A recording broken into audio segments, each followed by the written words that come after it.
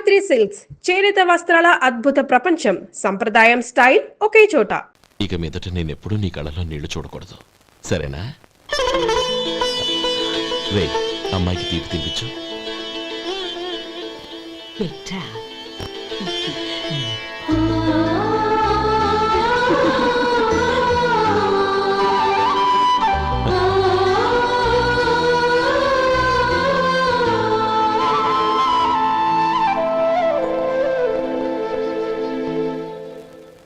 మధు, చిన్నప్పుడు నేను ఒక్కడనే కష్టపడుతున్నానని, నాకు సాయంగా ఉండాలని చదువు అవ్వలేదన్న వంకతో చదువు మానేశావు.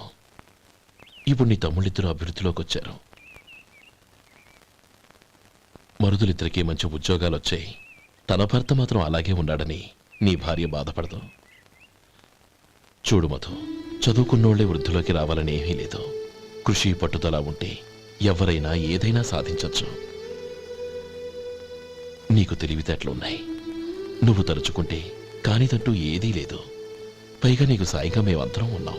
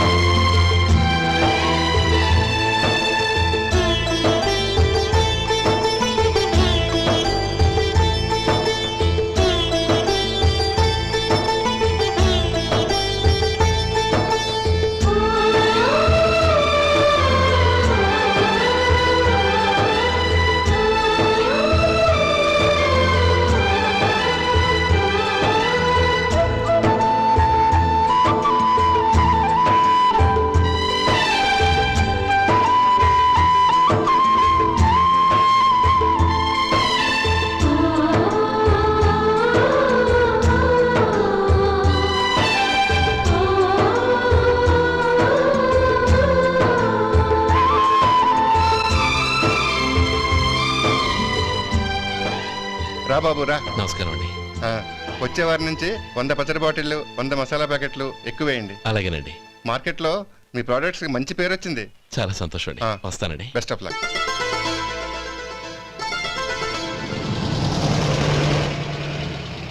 ఆ బాక్స్ లోపల పెట్టవా? అలాగే సార్. ఇక మీద మీ ఆర్డర్లు సగం వేయండి, సరిపోతుంది. అదేంటండి? మీ పచ్చళ్ళు అమ్ముడుపోక చాలా స్టాక్ అలాగే ఉండిపోయింది. ఇప్పుడు అందరూ రుచి పచ్చళ్ళు, రుచి మసాలానే అడుగుతున్నారు. మా నల్లుడి గురించి తక్కువగా అంచనా వేశారు కదా, ఇప్పుడేమంటారు? ఎలాగైతేనే అతను వృద్ధిలోకి వస్తే చాలు. వాళ్ళు బాగుంటే నాకు సంతోషమే. ఎవడ్రా వాడు? ఇన్నాళ్ళుగా వ్యాపారం చేస్తున్నాను, నిన్నగాక మొన్న వచ్చినోడు వాడు నాకు పోటీయా? వాణ్ణి పెరగనివ్వకూడదు. వాణ్ణి ఇక్కడికి రప్పించండి, నేను మాట్లాడతాను.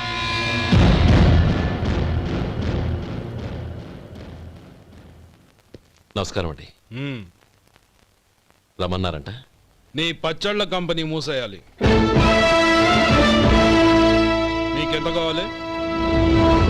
5 లక్షలు ఇస్తాను. చాలా? 5 లక్షలు కాదు, 50 లక్షలు ఇచ్చినా నా కంపెనీ మూయడం జరగదు. బాగా ఆలోచించుకొని చెప్పు. ఈ వ్యాపారంలో పుట్టి పెరిగినోడ్ని, నాతో పోటీ పడకు. నా చేతి కింద 6,000 మంది పనిచేస్తున్నారు. ఆంధ్ర మొత్తం నాకు బ్రాంచులు ఉన్నాయి. నేనే మార్కెటింగ్ చేయలేకపోతున్నాను. ఆఫ్టర్ ఆల్ ఒక కుటీర పరిశ్రమలా పెట్టుకొని నువ్వెలా మార్కెటింగ్ చేయగలవు? 6,000 మంది వర్కర్స్ని పెట్టుకుని ఆంధ్ర మొత్తం బ్రాంచీలున్న మీరే నా కంపెనీ చూసి భయపడుతున్నారంటే నా సరుకులో నాణ్యత ఉందనేగా. ఆ నాణ్యత ఉన్నంత వరకు నాకెవరూ పోటీ కాదు. ఈ ప్రపంచంలో నేను ఎక్కడైనా మార్కెట్ చేయగలను. వస్తాను.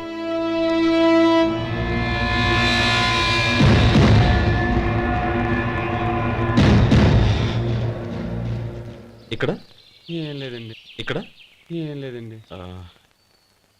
ఇప్పుడు ఊపిరి పీల్చి బిగ్బట్టు నెమ్మదిగా వదిలి. ఓకే లే, నెమ్మదిగా ఇలా వచ్చి కూర్చో. ఏం లేదు, మామూలు కడుపు నొప్పే. ఈ టాబ్లెట్స్ 3 రోజులు వాడు. ఎలా వాడాలో ఇందులో రాశాను. Token number 29. ఏమన్నారయ్యా? టౌన్ డాక్టర్ భయపెట్టేశాడు, ఆపరేషన్ అది ఇదని. కానీ ఈ డాక్టర్ బాబు ఏమీ లేదని చెప్పాడు. అలాగా? ఈ బాబు 10 కాలాల పాటు చల్లగా ఉండాల. రేసొంటి వస్తున్నా. రే, భగవంతుడి దయ వల్ల తమ్ముడు హస్తవాసి మంచిదని అప్పుడే పేరొచ్చిందిరా. తమ్ముడిని దగ్గరుండి జాగ్రత్తగా చూసుకో. పని హడావుల్లో పడి వేళకి భోంచేయడము. అబ్బే అదే లేదన్నయ్య. 1 గంటకల్లా పేషెంట్ కట్టు, భోజనం పెట్టు. అది అలా జాగ్రత్తగా చూసుకో. నేను చూసుకుంటాను కదన్నయ్య, నువ్వు వెళ్ళు. ఆహా.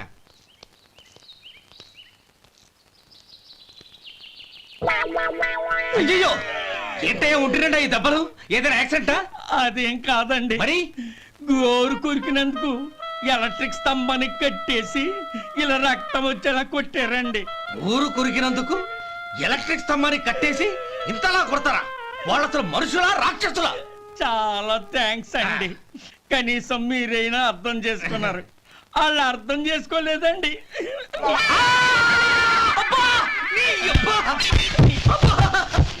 గోరు కొరకడం అంటే ఇదా? నిన్ను కొట్టడం కాదురా, నిలువురా నరికేయాలి. ఈ అబ్బా సెప్టిక్ అవుతుందో ఏమిటో.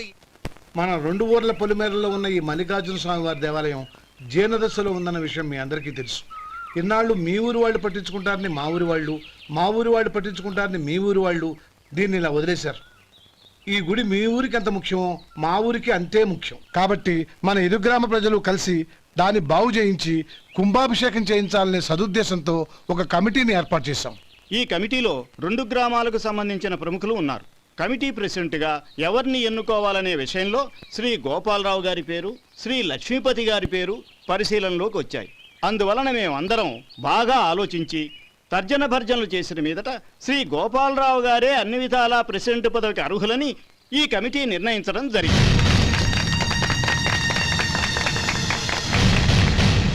అంచేత ఈ ఉభయ గ్రామ ప్రజలు శ్రీ గోపాలరావు గారికి ఉదారంగా విరాళాలు అందజేసి ఈ శుభకార్యాన్ని జయప్రదం చేయవలసిందిగా కోరుతున్నాం. ఏంటి ఇంకా రాలేదా? ఏంటయ్యా, టైం 10 అవుతోంది. బోర్డు మీద 10 గంటలను రాసింది. మీ డాక్టర్ ఇంకా రాలేదు. అసలు మీ డాక్టర్ కి టైం సెన్స్, పంక్చువాలిటీ ఏమైనా ఉన్నాయా? ఇంతకీ మీరెవరండి? నేను డాక్టర్ అమ్మని. ఓహో, మీరు డాక్టరేనా? డాక్టర్ అంటే డాక్టర్ని కాదయ్యా, డాక్టర్ని చేసుకోబోయేదానని అర్థం.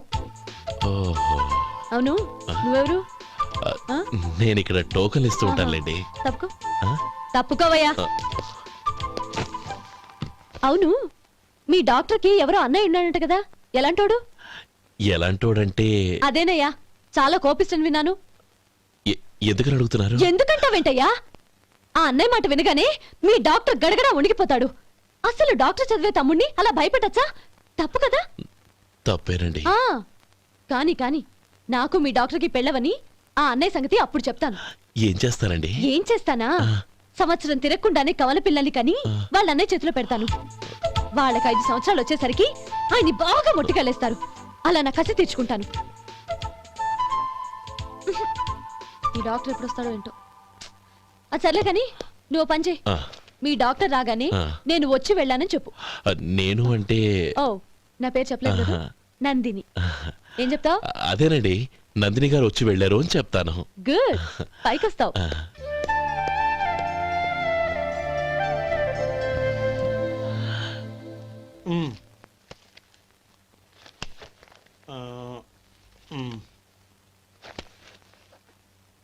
దీంతో మొత్తం 4,98,200 అయ్యాయి. పోతే నువ్వు ఇచ్చినంత ఇవ్వలేకపోయినా ఈ దైవకార్యానికి నా వంతు చందా 1800. దీంతో మొత్తం 5 లక్షలు పూర్తయ్యాయి. సరేరా, నేను ఈ డబ్బు తీసుకుని పట్నం వెళ్ళి బ్యాంక్ లో వేసొస్తాను. అలాగే, నేను నీతో వద్దాం అనుకున్నాను రా, అనుకోకుండా సాయంత్రం ఇన్స్పెక్షన్ వచ్చింది. పర్వాలేదులే, వెళ్ళొస్తాను.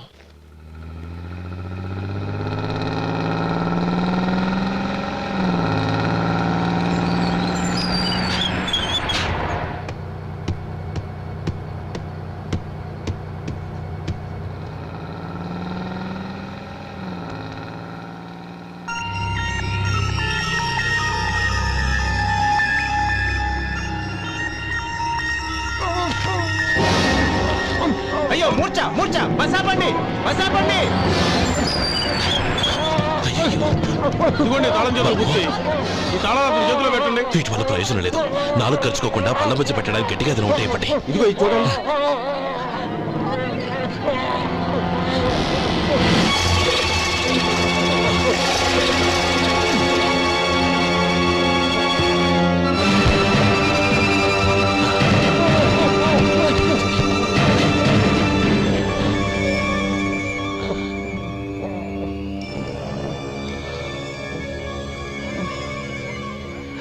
మీరు వెళ్ళి మీ సీట్లో కూర్చోండి. కొంచెం గాలాడినివ్వండి. ఇప్పుడు ఎలా ఉంది బాబు?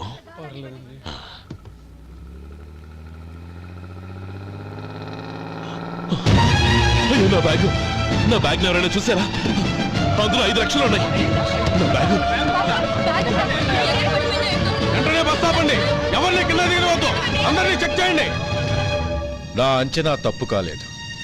వాడి మంచితనమే వాడిని దెబ్బకొట్టింది. మన వాళ్ళని పంపించి గుడి తాలూకు డబ్బు కొట్టేశాడని పోలీస్ కంప్లైంట్ ఇవ్వండి. ఇప్పుడు ఆ స్టేషన్లో ఎస్ఐ వాడి తమ్ముడే. వాడే వెళ్ళి వాడి అన్నయ్యని అరెస్ట్ చేసి వీధుల్లో నడిపించుకు తీసుకురావాలి. అది నేను కళ్ళారా చూడాలి, మనసారా సంతోషించాలి. అయ్యా గోపాలం గారు, మీరు దేవస్థానం సొమ్ము దొంగిలించారని ఎవరో పోలీస్ కంప్లైంట్ ఇచ్చారంట. మిమ్మల్ని అరెస్ట్ చేయడానికి మీ తమ్ముడు గారు వస్తున్నారు.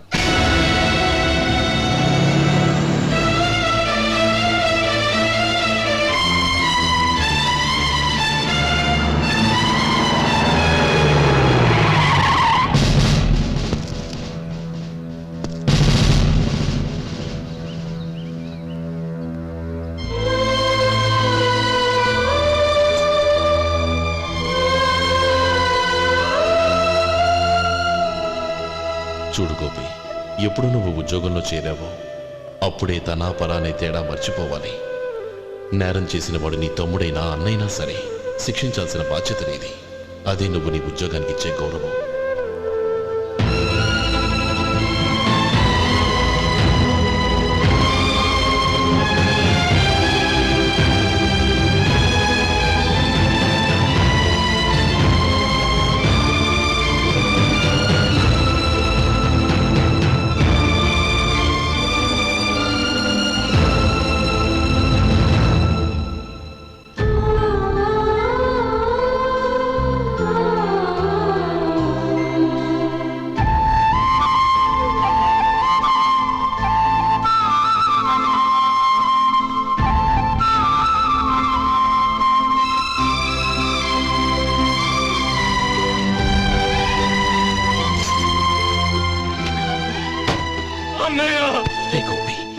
ఏమిట్రా ఇది?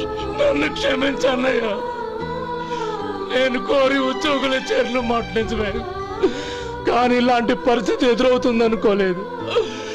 నా ఒంట్లో ప్రతి రక్త పట్టు నీ భిక్షానన్నయ్య.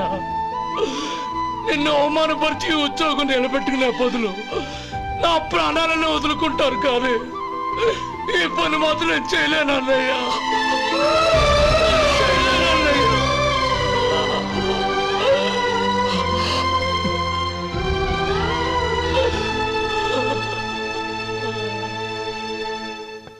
ఏరా, ఇన్నేళ్లు కష్టపడి సంపాదించిన ఉద్యోగానికి రాజీనామా చేస్తావా? కనీసం నీ పెళ్ళాం ఏమనుకుంటుందోనని ఆలోచించావా? ఇందులో అనుకోవడానికి ఏముంది మామగారు? ఎండనక వాననక కష్టపడి ఓ తండ్రి కంటే ఎక్కువగా ఈయన్ని పెంచి పెద్ద చేశారు బావగారు. అలాంటి దేవుణ్ణి అరెస్ట్ చేసే ఆ ఉద్యోగం ఈయనకు అవసరం లేదు. బాగుంది. అన్నకు తగ్గ తమ్ముడు, తమ్ముడికి తగ్గ పెళ్ళాం. సరే, మీ ఇష్టం. నానమ్మ, అన్నయ్యడి. నమస్కారం అండి. ఓ నువ్వా? రా కూర్చో. పర్వాలేదండి. ఏంటి ఇలా వచ్చావు? ఆ రోజు నా కంపెనీని మూసేయమన్నారు. ఇప్పుడు నేను మూసేయడానికి సిద్ధంగా ఉన్నాను. దానికి ప్రతిఫలంగా నాకు 5 లక్షలు కావాలి. అలాగే, నీకు కావలసిన 5 లక్షలు నేను ఇస్తాను. చాలా థ్యాంక్స్ అండి. కానీ మీరు మీ కంపెనీని మూసేయక్కర్లేదు. సార్? అవును మిస్టర్ మధు, మీ అన్నగారికి జరిగిన అన్యాయం గురించి తెలుసుకున్నాను. మీ కుటుంబం గురించి కూడా విన్నాను. సహజంగా అందరూ ఐకమత్యానికి ఉదాహరణ రామలక్ష్మణులు అంటారు. కానీ ఆ రామలక్ష్మణులు ఎలా ఉంటారనేది పుస్తకాల్లో చదవడం తప్ప ఎవ్వరూ చూడలేదు. మీ అన్నదమ్ములను చూస్తే ఆ రామలక్ష్మణులు ఇలాగే ఉండేవారేమో అనిపిస్తుంది. అలాంటి కుటుంబానికి ఇలాంటి ఇబ్బంది రావడం నిజంగా దురదృష్టం. రామునికి హనుమంతుల్లా కాకపోయినా ఏదో ఉడతా భక్తిగా నా వల్ల వీలైన సహాయం ఈ 5 లక్షలు తీసుకో. మీ కంపెనీ పేరు మీదే అన్ని సరుకులు తయారు చేయండి. నేను వాటిని ప్రపంచమంతా మార్కెటింగ్ చేస్తాను. సార్ మీ రుణం ఉంచుకోను, తొందరలోనే తీర్చేస్తాను. స్నేహితుల మధ్య రుణాలేంటి మధు? We are friends.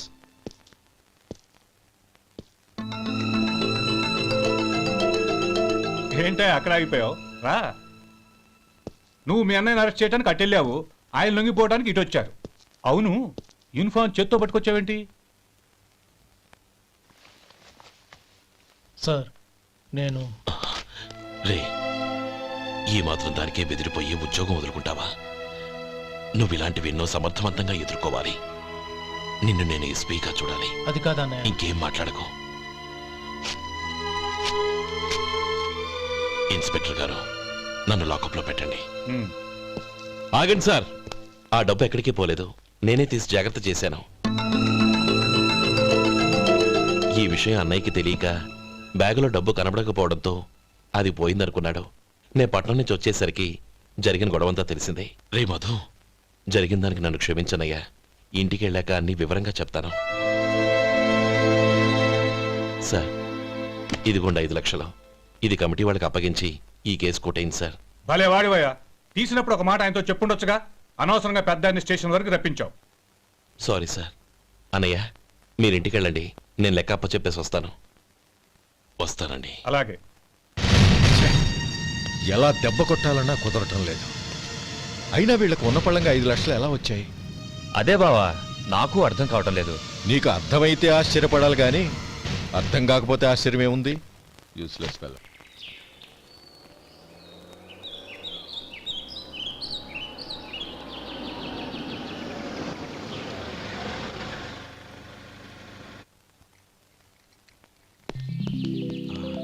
నువ్వు ఇక్కడే ఉండు. అన్నయ్య మూడు ఎలా ఉందో చూసి నేను లోపల తీసుకెళ్తాను. ఓకే? అలాగే.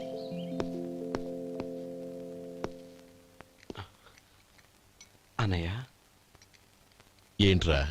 నేను చాలా రోజుల నుంచి నీకు విషయం చెప్తున్నాను, గుర్తుందా? ఏ విషయం?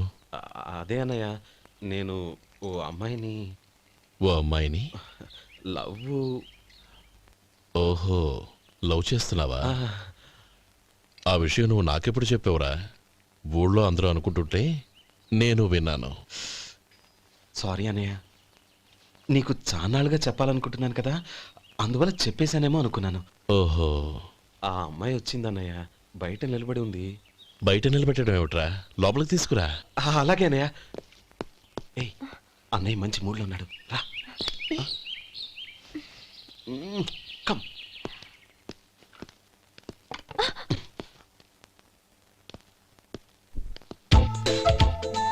ఎందుకంటావేంటయ్యా? ఆ అన్నయ్య మాట వినగానే మీ డాక్టర్ గడగడ వణికిపోతాడు. అసలు డాక్టర్ చదివే తమ్ముడిని అలా భయపెట్టచ్చా? తప్పు కదా? తప్పేనండి. నమస్కారం. అదేంట్రా, మనిషో పక్కనుంటే నమస్కారం ఇంకో పక్కన ఉంది? అది మర్యాద అన్నయ్య, మర్యాద. ఆహా, అవును, నీ పేరేంటమ్మా? నందిని. ఆ నందిని. నందిని అన్నయ్య. ఏ, ఆ మొక్క తను చెప్పలేదా? పెద్దలంటే మహాగౌరవం అన్నయ్య, మేమిద్దరం ఇంత క్లోజ్ ఫ్రెండ్స్ కదా, ఆయన నాతో కూడా ఎక్కువ మాట్లాడదు. ఓహో కదా. నాకు మీ డాక్టర్కి పెళ్ళవని, అప్పుడు అన్నయ్య సంగతి చెప్తాను. ఏం చేస్తారండి? ఏం చేస్తానా? సంవత్సరం తిరగకుండానే కవల పిల్లల్ని కని వాళ్ళ అన్నయ్య చేతిలో పెడతాను. వాళ్ళకి 5 సంవత్సరాలు వచ్చేసరికి ఆయన్ని బాగా ముట్టిగలేస్తారు.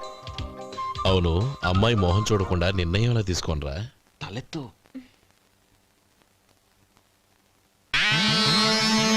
ఏం చెప్తా? అదేనండి, నందిని గారు వచ్చి వెళ్ళారని చెప్తాను. గుడ్, పైకొస్తావు. ఈయన మీ అన్నయ్య? అవును. నందిని, ఏమైంది? ఎందుకు ఏడుస్తున్నావు? ఈయన మీ అన్నయ్యని తెలియక తెలియక హాస్పిటల్ దగ్గర మర్యాద లేకుండా దురుసుగా మాట్లాడాను. ఆయన పెళ్లి ఒప్పుకోరు. ఊరుకో. అలాంటి చిన్న చిన్న విషయాల్ని మా అన్నయ్య పట్టించుకోడు. అయినా నేను కన్విన్స్ చేస్తాను కదా. ఆయనకంత అవమానం జరిగాక ఎందుకు కన్విన్స్ అవుతారు? అవ్వరు. చూడు, నువ్వు వేరే పెళ్లి చేసుకొని నీకు పుట్టబోయే బిడ్డకు నా పేరు పెట్టుకో. ఏంటా మాటలు? నేనే నుయ్యగుయ్య చూసుకుంటాను.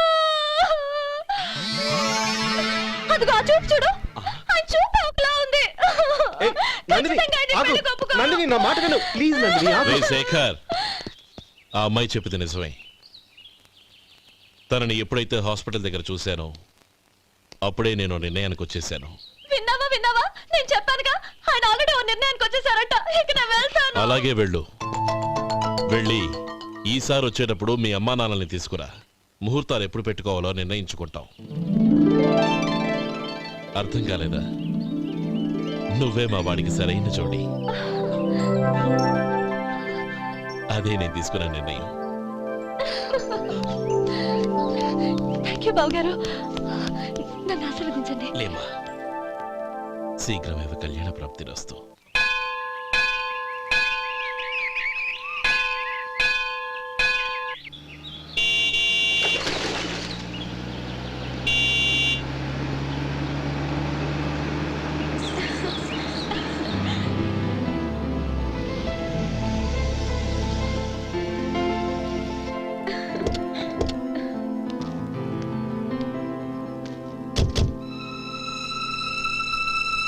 రామా,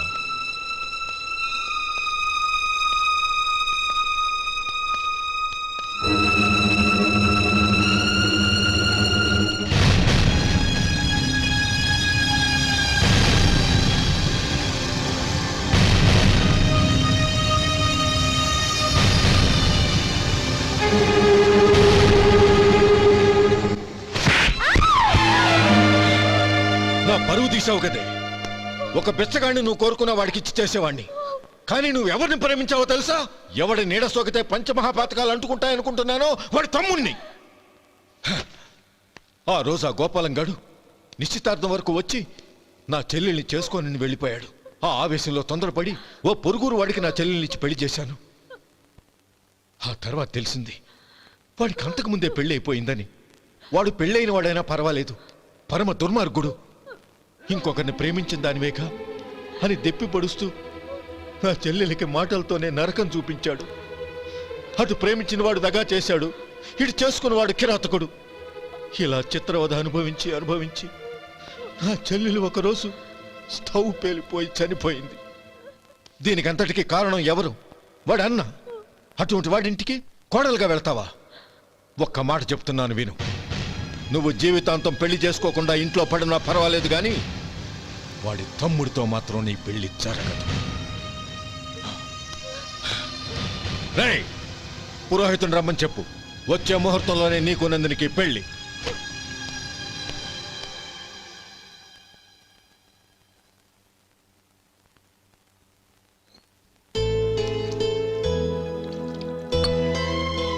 ఒరే, అదేంట్రా ఒక ముద్దైనా తినకుండా చేయగడిగేశావు? నాకు ఆకలి కాలేదు నానమ్మ.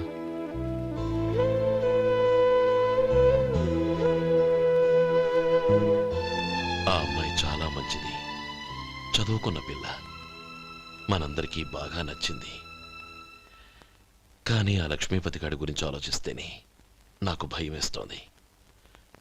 వాడు మన కుటుంబం ఎప్పుడెప్పుడు విడిపోతుందా అని ఎదురు చూస్తున్నాడు. అన్నయ్య, ఆ అమ్మాయే కాదు, ఈ ప్రపంచంలో మన కుటుంబం కంటే నాకేది ఎక్కువ కాదు. ఆ పెళ్లి గురించి నేను మర్చిపోయాను, మీరు మర్చిపోండి.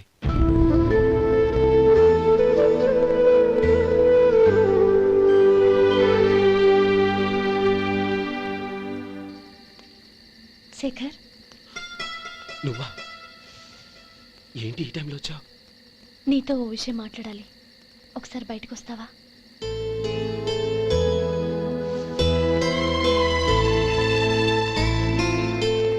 ఏంటి సూట్ కేసుతో వచ్చావు? శేఖర్, మా నాన్న నాకు వేరే పెళ్లి చేయాలని చూస్తున్నాడు. అందుకే నేను నిర్ణయానికి వచ్చాను. మన ఇద్దరం ఎక్కడికైనా పారిపోదాం. చూడు నందిని, ఈ టైంలో నిన్ను నన్ను మా అన్నయ్య చూసాడంటే బాగోదు. నువ్వు వెళ్ళిపో. అన్నయ్య అన్నయ్య అన్నయ్య, ఎప్పుడు మీ అన్నయ్య మాటేనా? నీకు నేను ముఖ్యమా మీ అన్నయ్య ముఖ్యమా? నాకు మా అన్నయ్య ముఖ్యం. శేఖర్, నీ గుండెల మీద చేయి వేసుకొని చెప్పు, నన్ను మర్చిపోయి నువ్వు సుఖంగా ఉండగలవా? అది నాకు తెలియదు, కానీ మా అన్నయ్యకు తలవంపులు తెచ్చి ఖచ్చితంగా నేను మనశ్శాంతితో ఉండలేను. నా పరిస్థితి అర్థం చేసుకో.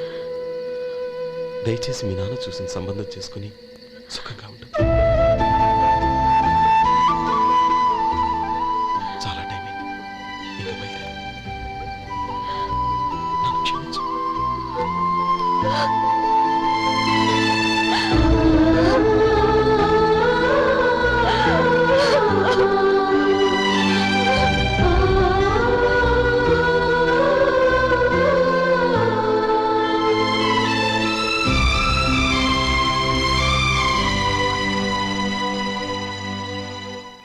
ఏంట్రా అలా మౌనంగా కూర్చున్నావు? ఏం లేదురా, కోరుకున్న అమ్మాయి రా పారిపోదామని వస్తే మా అన్నయ్య బాధపడే పనేది నేను చెయ్యలేను, నన్ను క్షమించని ఆ అమ్మాయిని పంపించేసాడ్రా నా తమ్ముడు. అదిరా వాడికి నా మీద ఉన్న అభిమానం. ఇంతవరకు వాడు అడిగింది ఏదీ నేను లేదనలేదు. ఒక అన్నగా వాడి పట్ల నా బాధ్యతలన్నీ నెరవేర్చాను. అలాంటిది ఈరోజు వాడు మనసారా కోరుకున్న అమ్మాయిని వద్దని నేను ఎలా చెప్పగలనురా? వాడి సంతోషం కంటే నాకు కావాల్సిందే ఉంది. అందుకే నేను ఒక నిర్ణయానికి వచ్చాను. ఓపెనింగ్ స్టాకు 31,700 అండి. ఈ రోజు 200 లారీల్లో 21,500 ప్యాడీ వచ్చిందండి. అవి ఈ పక్కన సర్దించానండి. తర్వాత ఇవి నిన్నొచ్చిన ధాన్యం బస్తాలండి. 50 లారీల్లో 5,000 బస్తాల బియ్యం బయటకు పంపించామండి. సాయంత్రానికి మన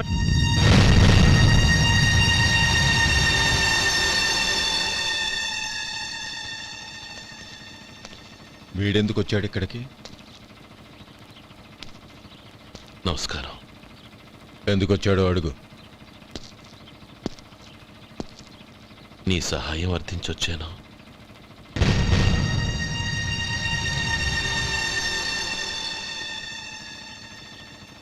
మీరు వెళ్ళండి. ఆ రోజు నీ చెల్లెల్ని నేను చేసుకోనన్నాను. ఏ పరిస్థితిలో అలా అన్నానో నీకు తెలుసు. నేను చేసింది తప్పని నీకు అనిపిస్తే ఆ తప్పుకి నా తమ్ముడిని శిక్షించద్దు. మన మధ్య ఉన్న విరోధం తెలియక వాళ్ళు ప్రేమించుకున్నారు. నేను నా తమ్ముడికి నీ కూతుర్నిమ్మని అడగడానికి వచ్చాను. దయచేసి వాళ్ళ పెళ్లికి అంగీకరించు. నీ మొహం చూస్తేనే పాపమని సొంత ఊరినే వదిలేసి వచ్చిన వాణ్ణి. అలాంటి నేను నీ ఇంటికి నా బిడ్డనివ్వాలా? ఇన్నేళ్లుగా నీ నీడ కూడా నా మీద పడకూడదని పట్టుదలగా ఉన్న నేను దాన్ని వదులుకొని నీతో సంబంధం కలుపుకోవాలా? సరే, నేను నా పట్టుదలని ఆత్మాభిమానాన్ని అన్నిటినీ వదులుకొని నా కూతుర్ని తమ్ముడికిచ్చి చేశానే అనుకో. దానికి బదులుగా నువ్వేం వదులుకుంటావు? ఏం వదులుకుంటావో చెప్పు.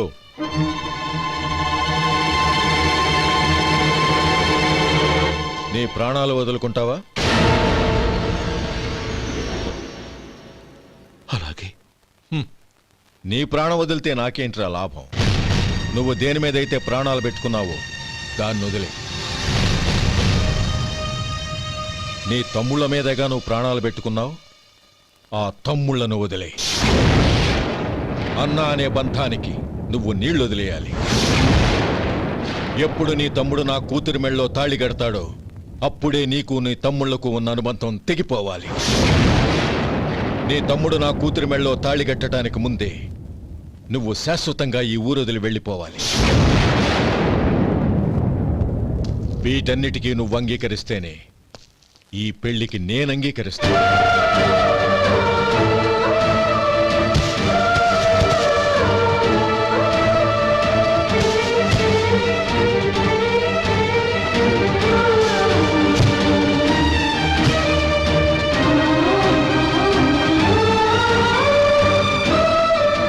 ఏమంటావు?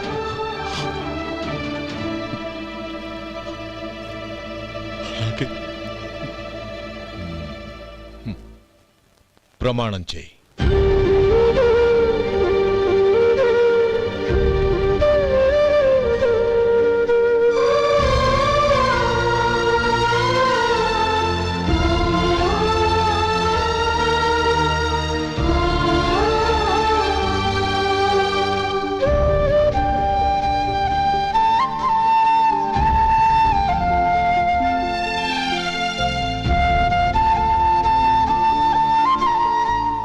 వస్తాను. అంకుల్, నందినిని నాకిచ్చి పెళ్లి చేస్తానని చెప్పి ఇప్పుడు వాడి తమ్ముడికిచ్చి చేస్తానని మాటిచ్చారేంటి? రేయ్, నువ్వు నోరు మూసుకోరా. వీడి తమ్ముళ్ళు విడిపోవాలనే ఇన్నేళ్లుగా ఎదురు చూశాను. ఇప్పుడు నా కల నిజం అవబోతోంది. నువ్వేం దిగులు పడకు. నీకు వేరే మంచి పిల్లని చూసి ఘనంగా పెళ్లి జరిపిస్తాను.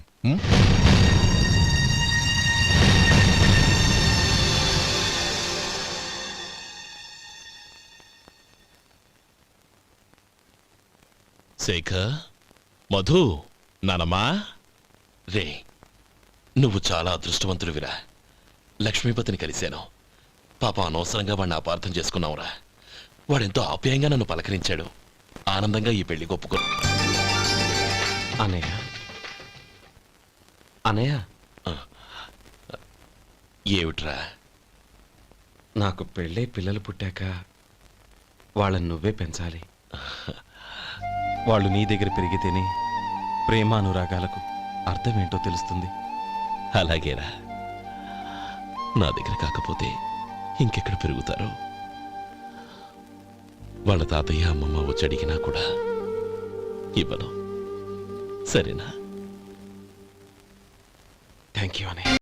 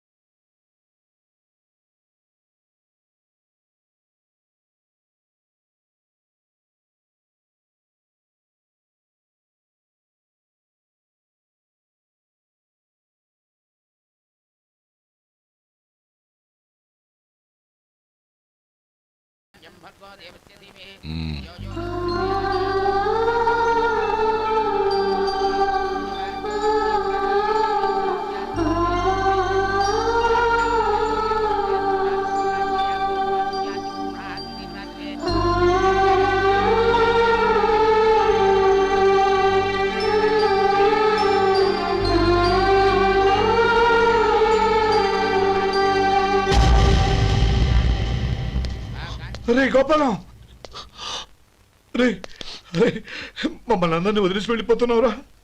చంద్రం, నా తమ్ముళ్ళని ఎలా పెంచాలనుకున్నానో అలాగే పెంచాను, పెద్ద చేశాను. వాళ్ళందరూ సుఖంగా ఉన్నారు. అంతకంటే నాకు కావాల్సిందే వద్దురా. అయినా నేనెక్కడికి వెళ్తానురా? వాళ్ళ ఆనందంలో ఐకమత్యంలో నేను ఎప్పుడు ఉంటాను. రే, ఎడకు, ఎవరైనా చూస్తే బాగోదు. కళ్ళు తుడుచుకో, లోపలికి వెళ్ళు.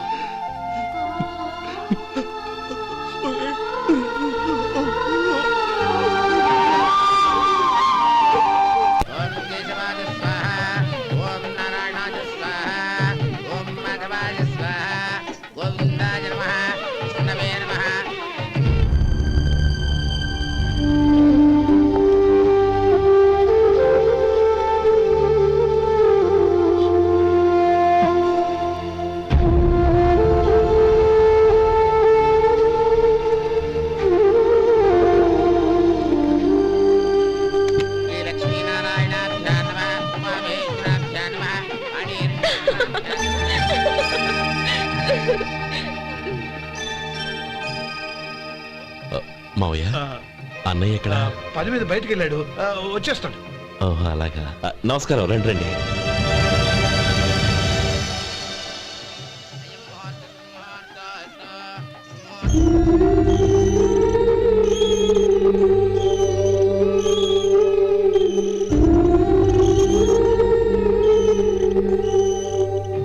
చంద్రం, గోపాలం ఎడ్రా ఎక్కడా కనపడడం లేదు. ఇందాక నీతో మాట్లాడుతుండగా చూశాను. అది ఎవరినో పిలవడం మర్చిపోయాడంట, అక్కడికి వెళ్ళాడు. ఈ పాటికి వచ్చేస్తుంటాడు. అలాగే.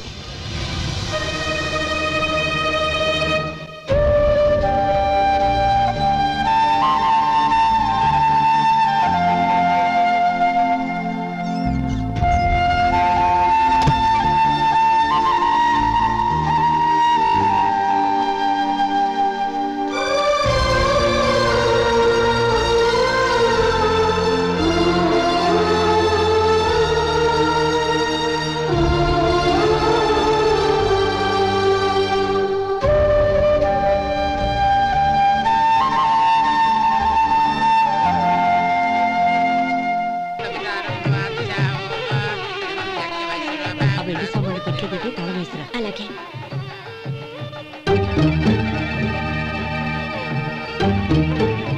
అన్నయ్య, పెద్దనే ఏడి? చిన్న పని మీద బయటికి వెళ్ళాడంట, ఇప్పుడు వచ్చేస్తాడు.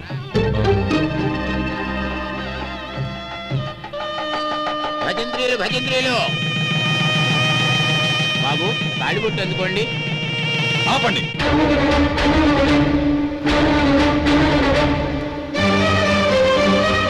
మా అన్నయ్య రానివ్వండి, తర్వాత తాళి కడతాను. అదేంటి బాబు, ఆలస్యం అయితే దుర్ముహూర్తం వచ్చేస్తుంది. మా అన్నయ్య ఎప్పుడు వస్తాడో అప్పుడే నాకు మంచి ముహూర్తం. దుర్ముహూర్తం వచ్చాక తాళి కడితే శుభం కాదు. మా అన్నయ్య లేకుండా చేసే ఏ పనైనా నాకు శుభం కాదు. నేను తాళంటూ కడితే అది మా అన్నయ్య వచ్చిన తర్వాత. ఇక మీ అన్నయ్య రాడు. నువ్వు నోరుమై. ఏంటో అనేది? నేనన్నది పచ్చి నిజం. నా మాట మీద మీకేమైనా అనుమానం ఉంటే అసలు జరిగిందేంటో ఈయన్ని అడగండి. మావయ్య, ఏంటిదంతా? అసలు ఏం జరిగింది? మీరందరూ నన్ను క్షమించండి.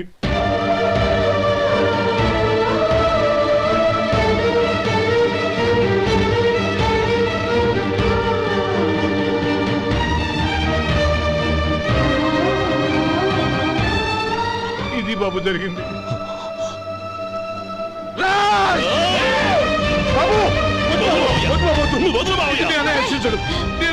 అర్థం చేసుకోండి. ఏదైనా గొడవ అయితే మన కుటుంబం గౌరవం ఏమవుతుంది?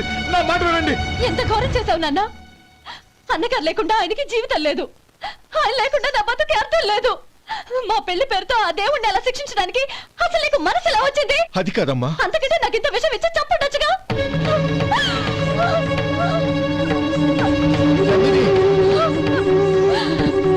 నందిని, నందిని, నందిని, అమ్మా నందిని, నా మాట వినమ్మా. నందిని, ఎందుకే బాధపడతావు? ఒప్పుకోకపోతేనే నిన్ను చేసుకోవడానికి నేనున్నానుగా.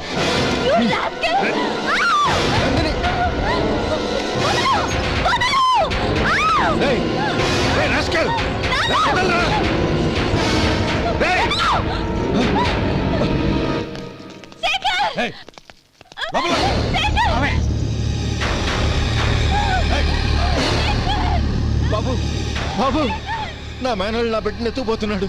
దాని జీవితం నాశనం అయిపోతుంది. మీకు దండం పెడతాను, దాన్ని కాపాడండి. చిచి, నీలాంటి వాడికి పుట్టిన దాంతో మాకేమిటి సంబంధం? ఎవరిని కాపాడాల్సిన అవసరం మాకు లేదు. ఒరేయ్ శేఖర్, తప్పురా. ఎప్పుడైతే అమ్మాయి నీతో పెళ్లి పీటల మీద కూర్చుందో అప్పుడే మన ఇంటి కొడలేనట్టు లెక్క. అవునండి, ఒక ఆడపిల్లని కాపాడలేకపోయామని బావగారికి తెలిస్తే మనల్ని క్షమించరు.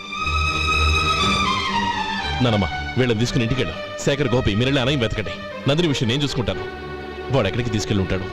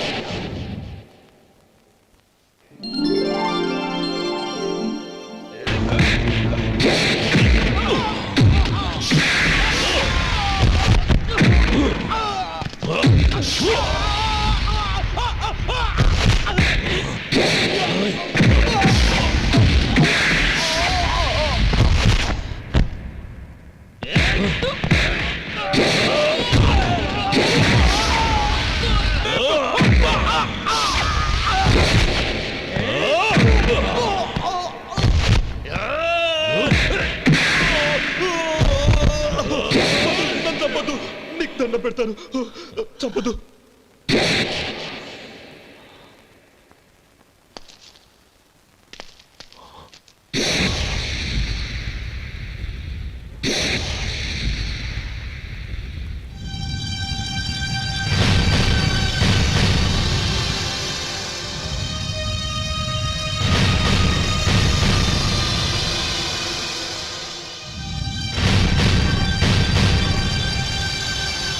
నన్ను క్షమించు లక్ష్మీపతి. ఏ పెళ్లి జరగాలని నేను ఊరు వదిలి వెళ్ళిపోతాం అనుకున్నాను. ఆ పెళ్లి ఆగిపోతుందని తెలిసి ఆగలేక వచ్చాను. నేను వెళ్ళిపోతాను. అయ్యా, ఏమిటిది? లే, నన్ను క్షమించు గోపాలం. ఆ శ్రీరామచంద్రుడు తండ్రి కోరిక మీద అడవులకు వెళ్ళాడు.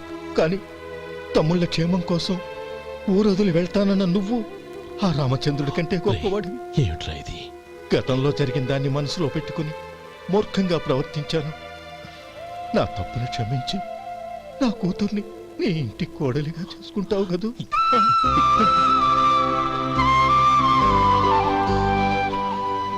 బావా, నా మనసులో ఉన్న కోరిక చెప్పనా? చెప్పు బావా. నాకింకో జన్మంటూ ఉంటే నీ తమ్ముడిగా పుట్టాలనుందిరా.